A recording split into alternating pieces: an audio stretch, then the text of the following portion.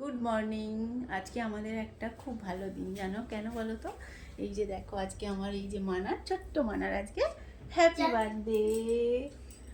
আজকে ওর জন্মদিন।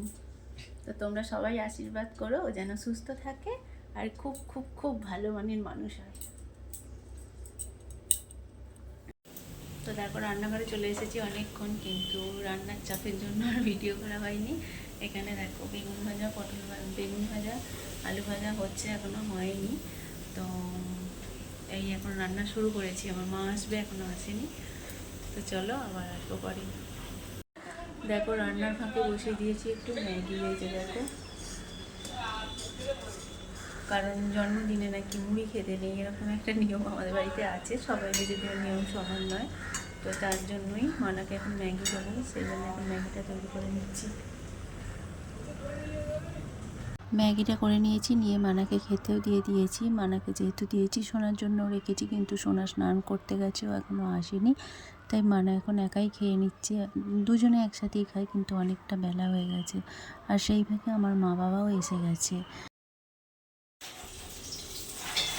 সব ভালোগুলো হয়ে গেছে, মাছ ভাজা বাকি আছে, মাছ ভাজাটা হচ্ছে।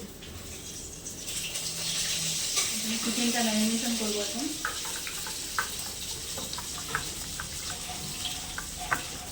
তারপর এটাকে এখন রেস্টে রেখে দেবো,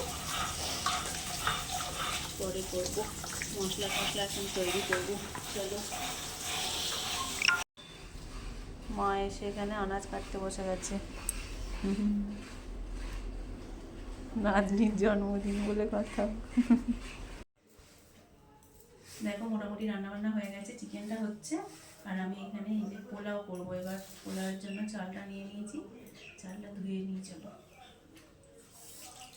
পোলাওটা শেষে করবো, কারণ এটা একটুখানি মন দিয়ে করতে হবে, নইলে আবার বেশি সিদ্ধ হয়ে গেলে অসুবিধা হয়ে যাবে।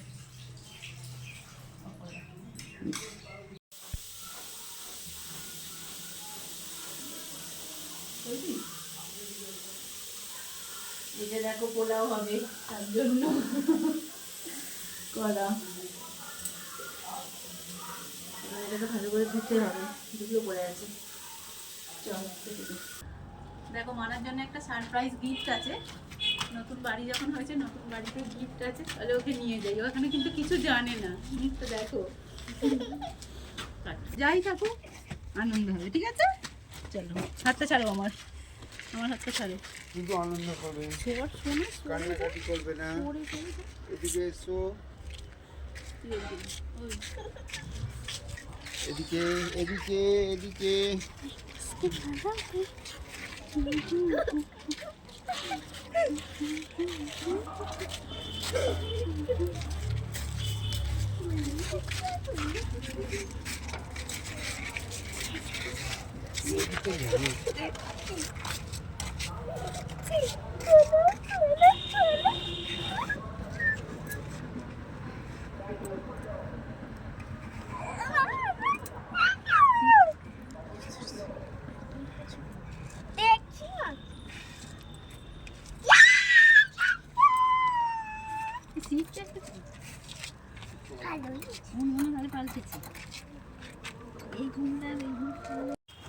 পছন্দ হয়েছে মানা?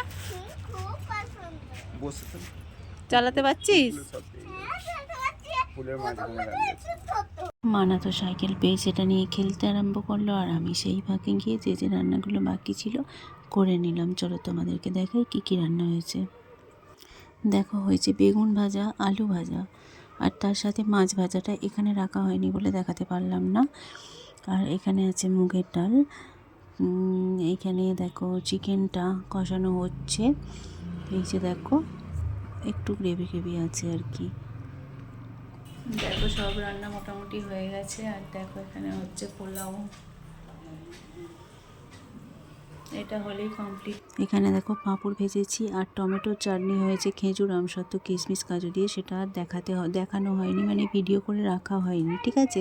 তার সাথে আছে এই যে রসমালাই, এটা মানার পছন্দের জন্য আনা হয়েছে, আর তার সাথে আছে এই যে গুড়ের রসগোল্লা। তো চলো এবার মানাকে খেতে দিয়ে দিই, কারণ ও খেলে তারপর সবাই খেতে পারবে। আর তোমরা পুরো ভিডিওটা দেখো, আর কেমন লাগলো জানিও, আমার মানাকে আশীর্বাদ করো।